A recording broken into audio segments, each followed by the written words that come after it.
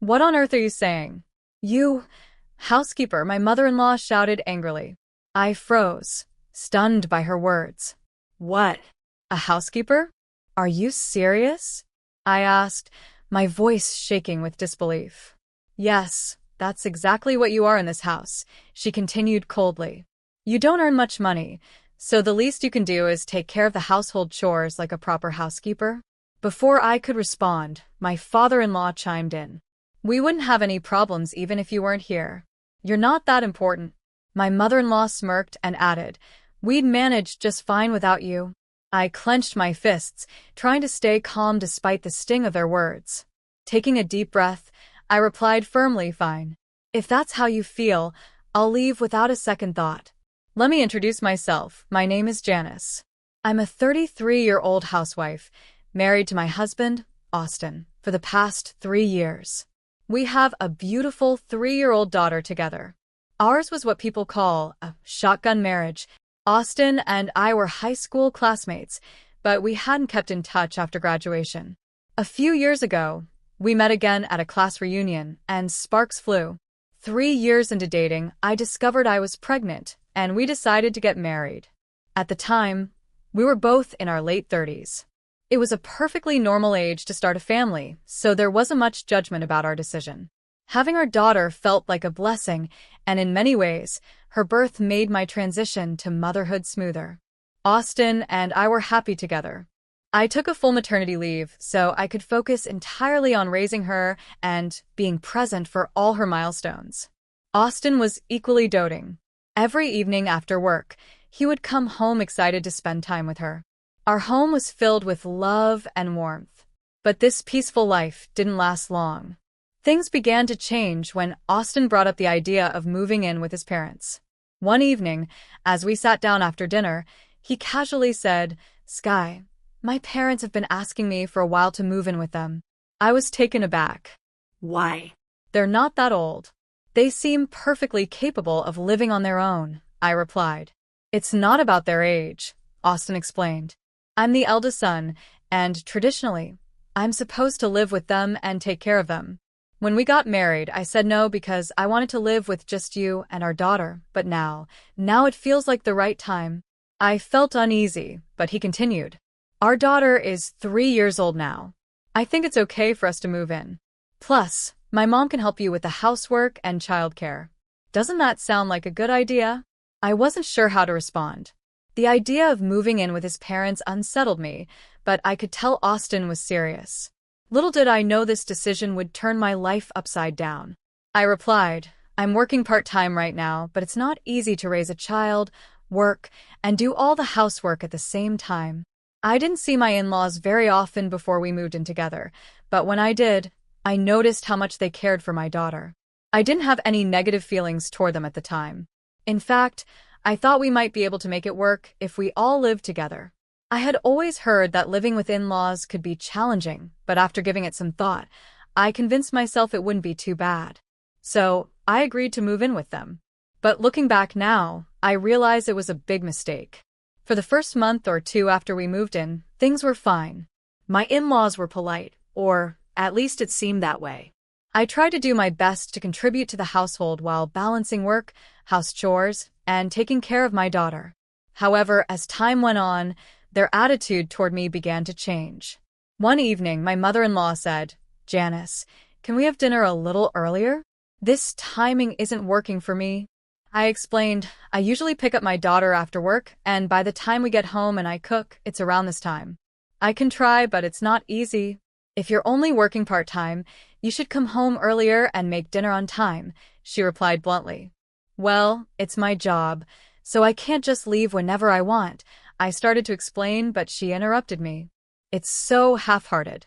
Honestly, it's annoying, she said with a tone of irritation.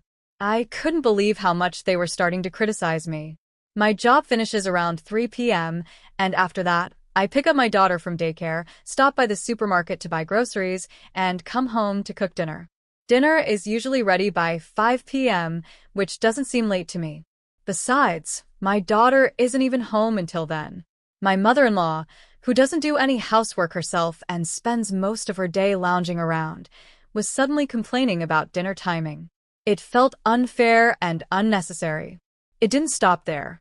My father-in-law also started criticizing me more and more. "You haven't cleaned the bathroom yet," he said sharply one evening. "I'm sorry, I was going to finish preparing dinner first," I replied, trying to stay calm. "You're so slow. Can't you do your chores faster?" he snapped. Frustrated, I couldn't help but respond, "Why are you being so harsh?" "Because you're useless," he shouted angrily. Day by day, their words grew colder and their tone harsher. My in-laws, who once seemed kind and supportive, now treated me like I wasn't part of the family at all. It was as if nothing I did was good enough for them. Slowly, the weight of their constant criticism began to wear me down. I couldn't hide how confused I was. My in-laws' behavior had become colder and harsher, and I didn't understand why. I knew I couldn't ignore the problem, so I decided to talk to my husband about it. "Why are parents being so cold to me lately?" asked Austin one evening, hoping for some support. "What? That's just your imagination," he replied casually, brushing off my concerns. "It's not my imagination," I insisted. "They get angry at me over the smallest things. It's like I can't do anything right in their eyes." Austin sighed and said, "Maybe they just want you to be a better wife. There's nothing wrong with that, right?"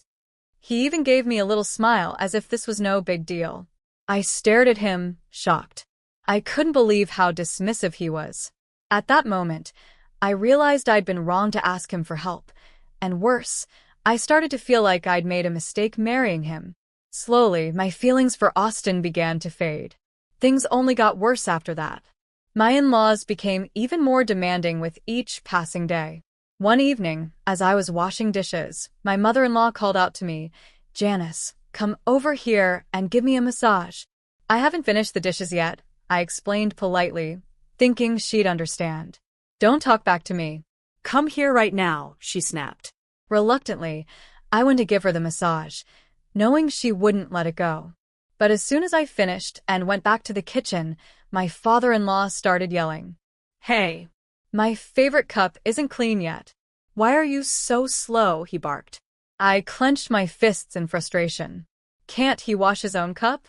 I thought. It felt so unfair. Why were they treating me like this?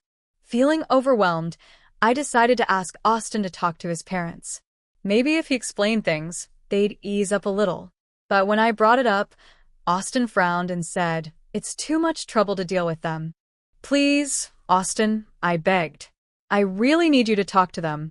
I can't keep doing this." Finally, after a lot of pleading, he agreed. 10 days later, I asked him how the conversation went.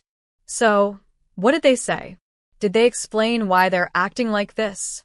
I asked, feeling a glimmer of hope. Austin shrugged and said, "They just said part-time workers don't deserve human rights." "What?" I gasped. "How can they even say that? That's ridiculous."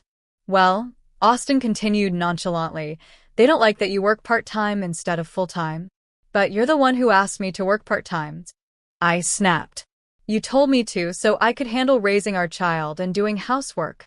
Didn't you tell your parents that?" Austin looked away and said, "I didn't think that's why they were upset." I couldn't believe it. How could he be so careless and unconcerned about the way his parents were treating me? My heart sank, and I felt more alone than ever. I was shocked and didn't know what to say. My husband just looked away and muttered, "I didn't have time to tell them that." I stared at him in disbelief. How could he say that? I started questioning everything. Why I married him, why I stayed with him, and whether he even cared about me anymore. It felt like he had already abandoned me emotionally. For a brief moment, I even thought about divorce. But then I looked at my daughter. She deserved a family, and I wanted her to have a father in her life. So, for her sake, I decided to keep going no matter how hard things got. Then one day, something happened that changed everything. It was a weekend and I had gone grocery shopping. When I came back home, I found my mother-in-law sitting in the living room with my daughter. I was putting the bags away in the kitchen when I overheard her say something that made my blood run cold. "Oh, if only you were a boy. I would have been so much happier," she said to my daughter. "Why did it have to be a girl? What a shame." I froze, unable to believe what I was hearing. She was saying this to my 4-year-old child. I walked into the living room, trying to stay calm, and said firmly, "Mother, please don't talk to my daughter like that." My mother-in-law looked startled and quickly said, "Oh, I didn't know you were home. Take back what you just said," I demanded. "Take it back? Why should I?" "I meant it," she replied, her voice sharp. I took a deep breath, trying to keep my anger in check. What if she remembers what you said? What if it affects her? She doesn't even understand what I said. "You're overreacting," my mother-in-law excused herself with a dismissive wave. But I had already lost my patience. "It's not about whether she understands right now. It's about what you're teaching her. I won't let you talk to her like that again. You won't harass my daughter," I said angrily. "Harass," she shouted back. "When have I ever harassed anyone? You're being ridiculous." I couldn't believe her denial. "Are you pretending not to know? If you're truly unaware, then you have a very twisted way of thinking," I snapped. You think I'm twisted?" she stammered, her voice rising with anger. "What are you even saying, housekeeper?" "Housekeeper," I repeated, completely confused. "That's right. You're just a housekeeper in this house," she spat. As we argued, my father-in-law walked into the room, holding his newspaper. "What's all this noise? I can't even read in peace," he grumbled. "She's trying to start a fight with me," my mother-in-law said, pointing at me. He glanced at me briefly and muttered, "She's got a lot of nerve for a housekeeper," before walking off, clearly uninterested.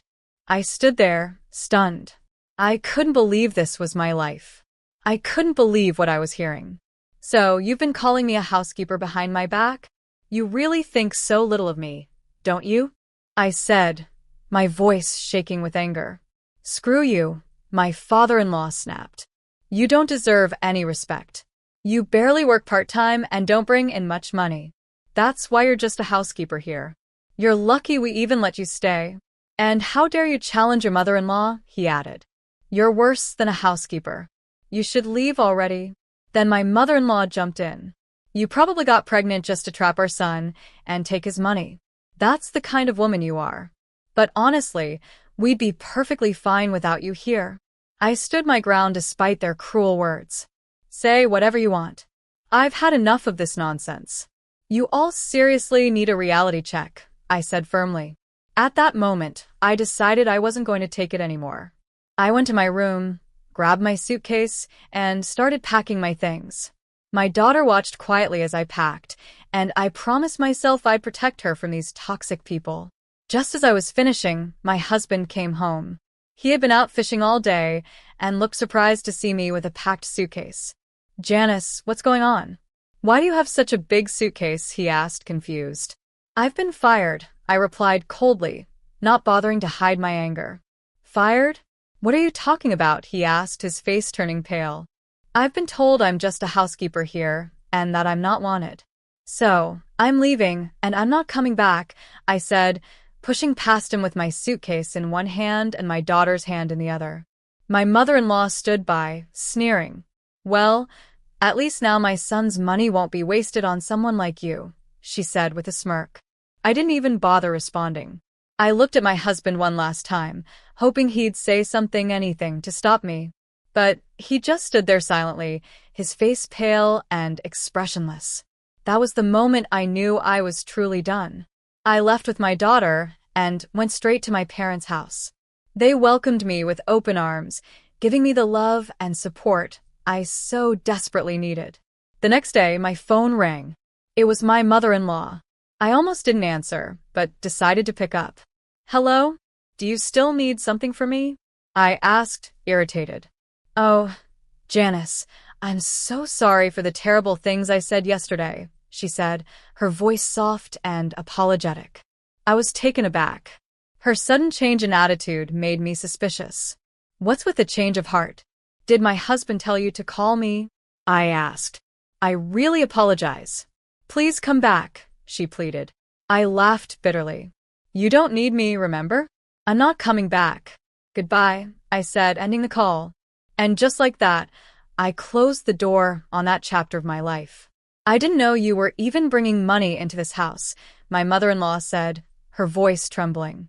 I sighed, feeling exhausted but determined to set the record straight. Yes, I was, I replied. I've been giving you $3,000 a month out of my salary.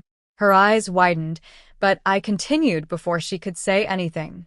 Even though I work part-time, I'm a nurse, so I earn a decent income. My husband, on the other hand, has a full-time job, but his pay is always quite low. Most of his salary goes toward living expenses. That's why I was giving you money from my income.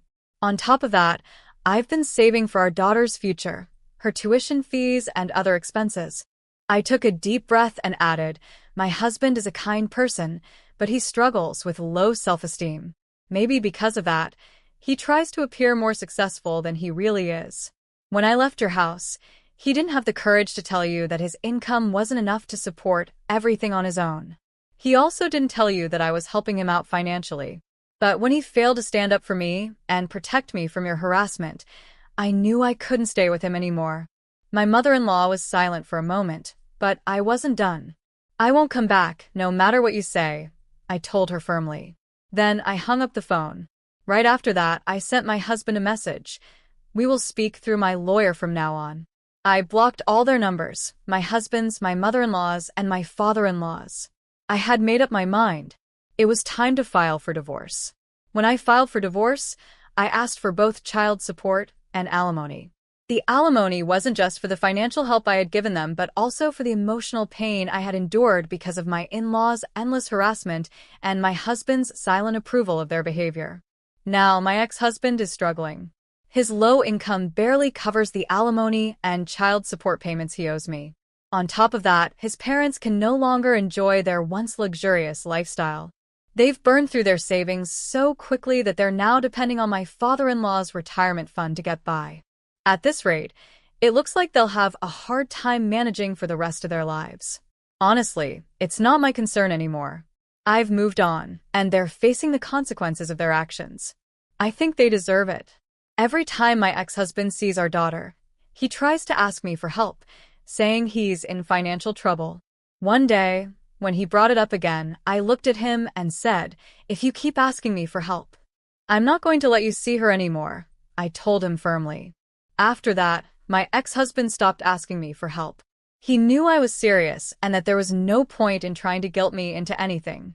With that chapter of my life closed, I returned to my parents' home, where I could finally start fresh. Being back with my parents was a blessing. They welcomed me with open arms and gave me the support I needed to move forward.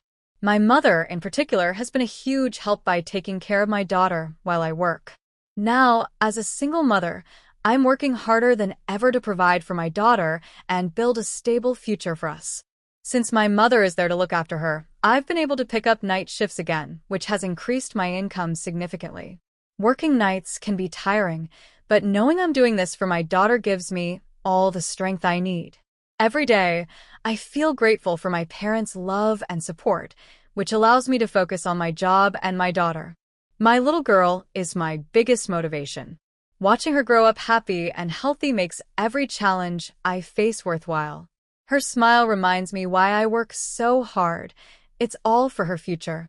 As I move forward, I'm determined to create a good life for us. I've set goals for myself, not just financially but emotionally as well. I want my daughter to grow up feeling secure, loved, and proud of her mother. I want to show her that even when life gets tough, you can overcome anything with hard work and determination. Life as a single mother isn't always easy, but it's also incredibly rewarding. I'm learning to balance work, parenting, and my own personal growth. Every step I take is one step closer to the life I want for us, a life filled with love, stability, and opportunity. Thank you for taking the time to read my story. If you've enjoyed it, please consider supporting by subscribing to the channel. Your support means so much to me as I continue to share my journey. Take care, and I hope to see you in the next video.